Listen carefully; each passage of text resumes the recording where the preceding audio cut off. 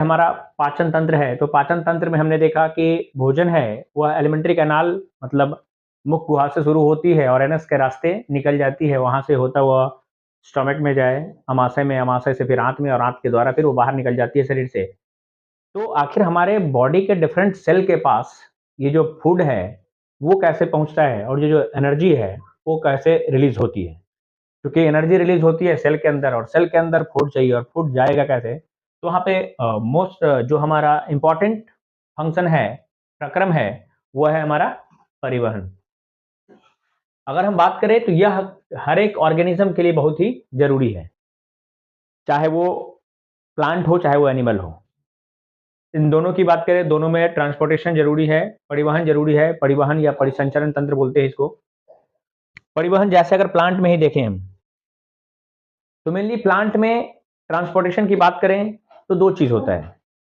Plant में जो nutrients है वो सॉइल में प्रेज़ेंट है, वो न्यूट्रिएंट वाटर में घुलकर, पानी में घुलकर वह पौधे तक पहुँचती है जाइलम के द्वारा। उसके बाद जब पौधे की पत्तियों में भोजन का निर्माण होता है, तो भोजन का ट्रांसपोर्ट होता है, परिवहन होता है फ्लोएम के द्वारा पौधे के अन्य भागों में, जहाँ पर उसका उपयोग ऊर्जा के उत्पादन के लिए किया जाता है और उस ऊर्जा का उपयोग पौधे अपने कार्यों को संपादित करने के लिए करते हैं। ठीक उसी प्रकार अगर हम बात करें मनुष्य में, तो ह्यूमन में भी ट्रांसपोर्टेशन ज़रूरी है और वो ट्रांसपोर्ट की बात करते हैं, परिवहन की बात करते हैं तो मुख्यतः परिवहन की। तो मनुष्य में परिवहन किसके द्वारा होता है?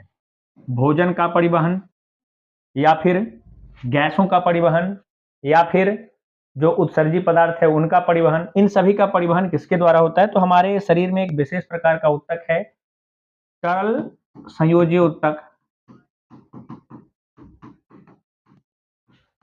तरल संयोजी ऊतक जिसको हम कहते हैं रुधिर। तो विभिन्न पदार्थों का परिवहन इस रुधिर के द्वारा होता है और जब हम बात करते हैं रुधिर को, तो इसको परिवहन करने के लिए, एक जगह से दूसरे जगह पहुंचाने के लिए कहीं से ना कहीं से तो एनर्जी की जरूरत पड़ती होगी या कोई ना कोई तो ऐसा अंग होगा हमारे शरीर में जो इस रुधिर को शरीर के विभिन्न भागों में पहुंचाने का कार्य करता है। तो अगर उसकी बात हम कर लें तो हमारे शरीर में रुधिर को एक जगह से दूसरे जगह ले जाने का काम हमारा पंपिंग अंग, जिसको बोलते हैं पंपिंग ऑर्गन, हमारा हार्ट। मतलब अगर हम कहें तो हार्ट है, हृदय है, यही रुधिर को शरीर के विभिन्न भागों में पहुंचाने के लिए क्रिया विभव को उत्पन्न करता है। तो इस